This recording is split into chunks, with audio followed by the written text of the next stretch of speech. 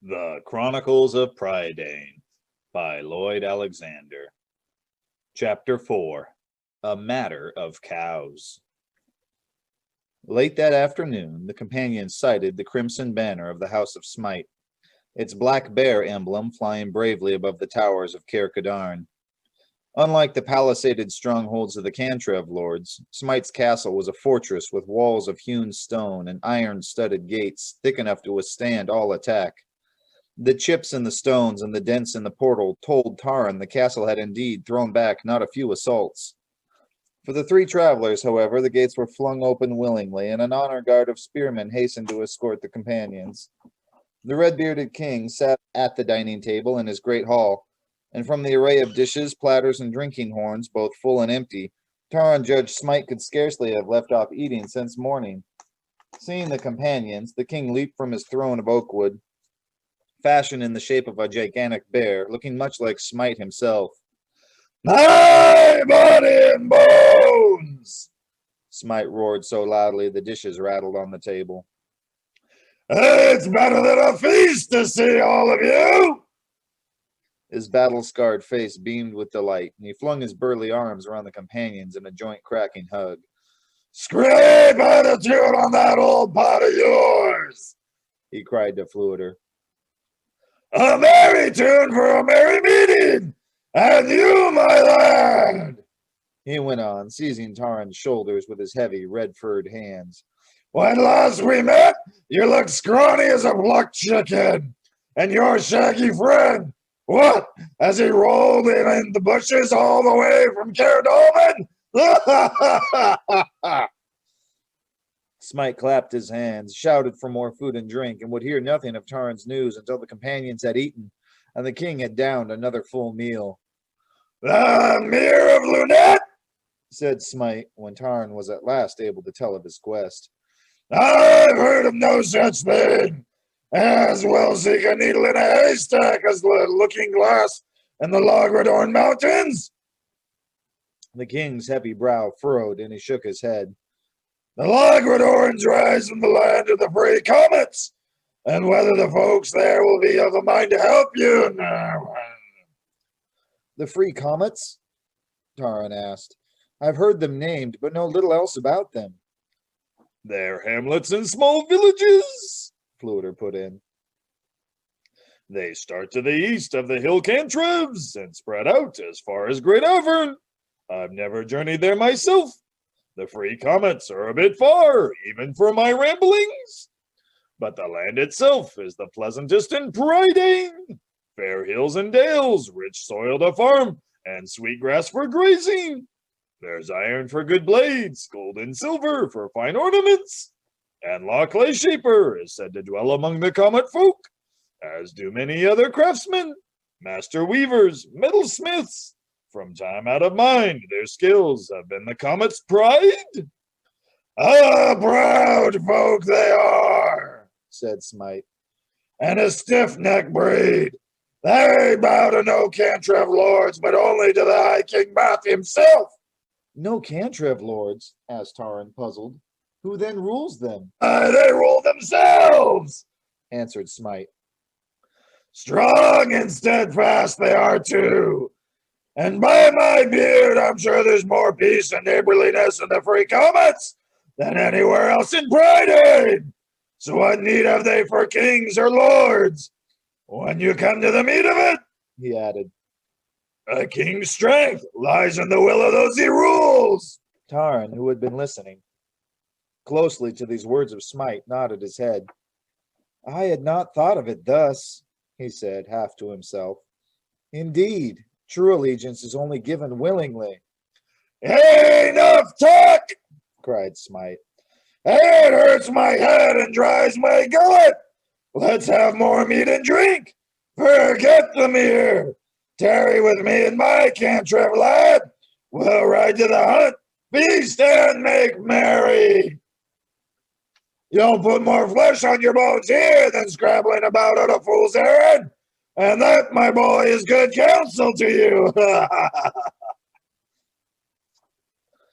Nevertheless, when he finally saw that Taran would not be dissuaded, Smite good-naturedly agreed to give the companions all they needed for the journey. Next morning, after a huge breakfast, which Smite declared would serve to whet their appetites for dinner, the king threw open his storehouse to them and went with them to be sure they chose the best of gear. Taran had only begun sorting through coils of rope, saddlebags, and harness leather when one of the castle guards burst into the storeroom calling, "Sire, a horseman of Lord Gast has come! Raiders from Lord Gorion's stronghold have stolen Gast's prize cow, and the rest of the herd with her." "My pulse!" roared Smite. "My breath and blood!" The king's tangled brush of eyebrows nodded, and his face turned as red as his beard. "How does he dare stir trouble in my cantrip?" "The men of Gast have armed. They ride against Gorion," the guard hastened to add. "Gast craves your help. Will you speak to his messenger?" "Speak to him!" bellowed Smite. "I'll clap his master in irons for breaking the peace, and worse, for breaking it without my leave." "Put Gast in irons?" Taran asked with some perplexity. "But Gorion stole his cow."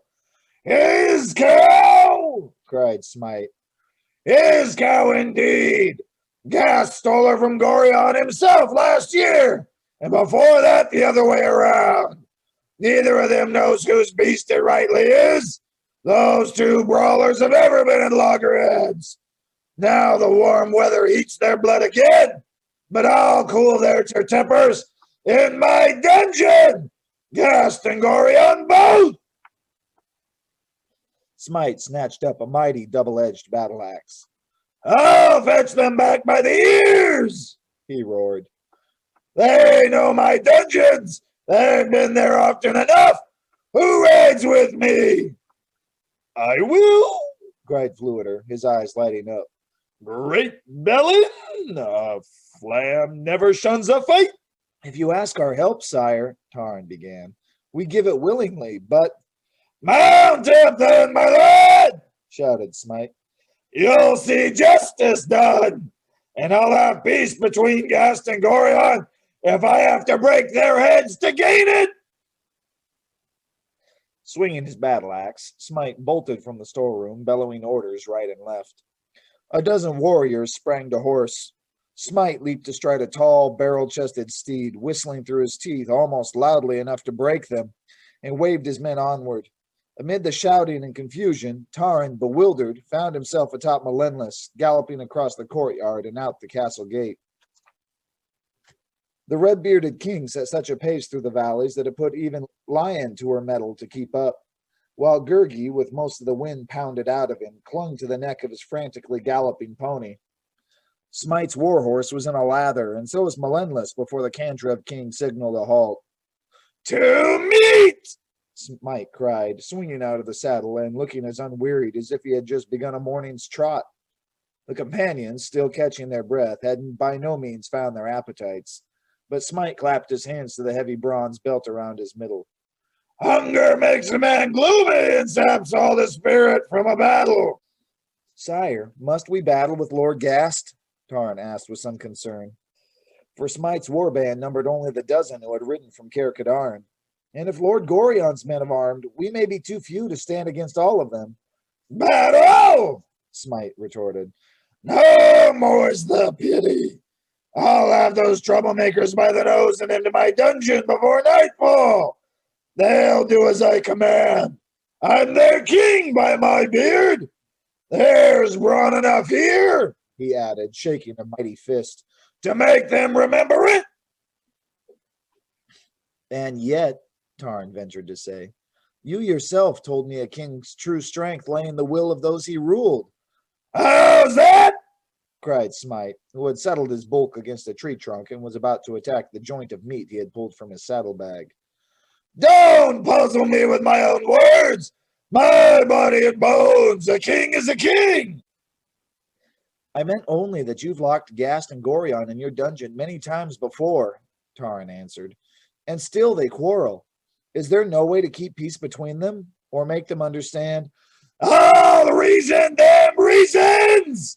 Bellowed Smite, clutching his battle axe. He knitted his jutting brows. But true enough it is, he admitted, frowning and seeming to chew at the thought as if it were gristle in his meat.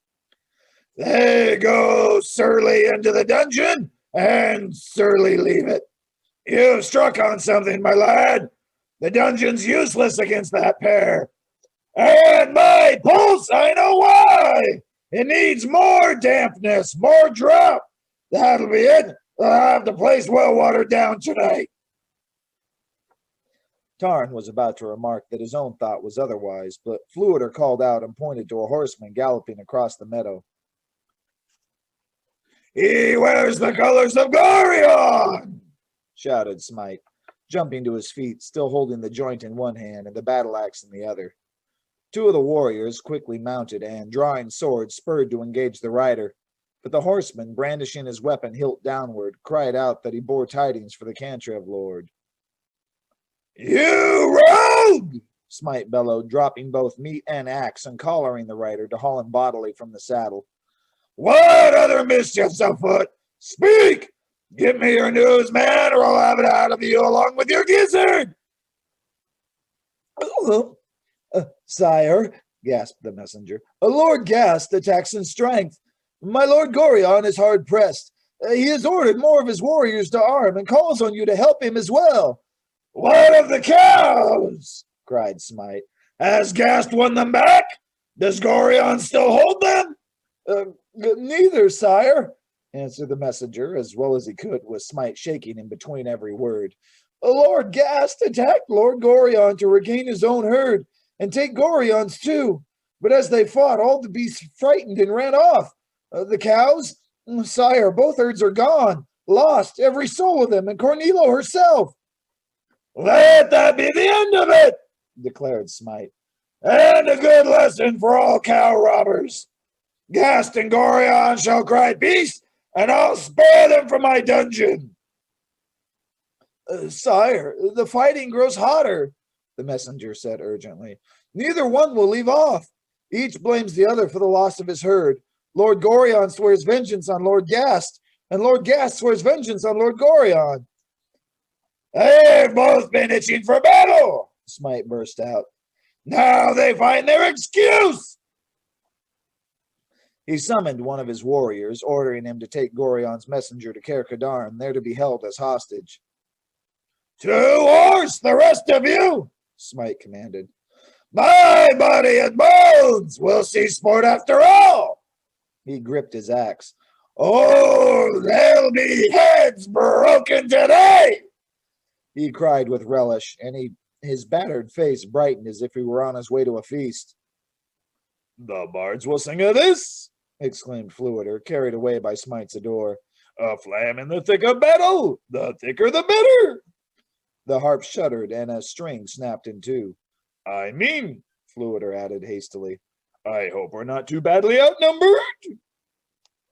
Sire, Taran called as Smite strode to his warhorse. If Gast and Gorion won't stop because their herds are lost, shouldn't we try to find the cows? Yes, Gurgi put in. Find cows gone with strains and put an end to fightings and smitings. But Smite had already mounted and was shouting for the warband to follow, and Taran could do no more than gallop after him. To which stronghold Smite was leading them, Taran did not know. As far as Smite was concerned, Taran decided, it made little difference whether Gast or Gorion fell first into the king's hands. In a while, however, Taran recognized the path he and Gurgi had taken from Adan's farm, and he judged now that Smite would make for Gorion's stronghold. But as they pounded across an open field, the king veered sharply left, and Taran glimpsed a troop of mounted warriors some distance away. At the sight of their banners, Smite bellowed furiously and spurred his steed to overtake the horsemen. But the riders, themselves galloping at top speed, quickly vanished into the woodland. Smite reined up, shouting after them and shaking his huge fist. Has Gorion put more warriors in the fray? Roared Smite, his face crimson. Then Gast has done the same. Those louts wore his colors. Sire, Taran began, if we can find the cows. Cows! burst out Smite. There's more than cows in this, my lad! Such a brawl can spread like a spark through tinder. Those thick-skulled ruffians will set the whole cadaver ablaze. And next thing you know, we'll all be at one another's throats. But by my beard, they'll learn my fist smites harder than theirs. Smite hesitated, and his face darkened with deep concern. He scowled and tugged at his beard. The lords of the next cantrip, he muttered. They'll not stand idle, but strike against us when they see we're fighting each other. But the cows, Taran urged. The three of us can seek them while you... The dungeon! Cried Smite. I'll have Guest and Gorion in it before their squabble gets further out of hand. Smite clapped heels to his horse and charged forward, making no attempt to hold to any pathway, dashing at breakneck speed through bramble and thicket. With the companions and the train of warriors pelting behind, Smite clambered over the stones of a riverbank and plunged his horse into the swift current. The king had ill chosen his fording place, for in another moment Taran found himself in water up to his saddle horn. Smite, shouting impatiently, pressed on across the river. Taran saw the king rise up in his stirrups to beckon his followers and urge more haste. But an instant later the war-horse lost footing and lurched sideways, steed and rider toppling with a mighty splash. And before Taran could spur Melendless to him, Smite had been torn loose from his mount and, like a barrel with arms and legs, was being borne quickly downstream. Behind Taran, some of the warriors had turned back, seeking to overtake the king by following along the riverbank. Taran, closer to the opposite bank, urged all strength from Melendless, leaping from the saddle to dry ground and racing along the shore after Smite. The sound of rushing water filled his ears, and with dismay Taran realized the king was being pulled relentlessly to a waterfall. Heart bursting in his chest, Taran doubled his pace, but before he could set foot in the rapids, he saw the king's red beard sink below the churning water, and he cried out in despair as Smite vanished over the brink.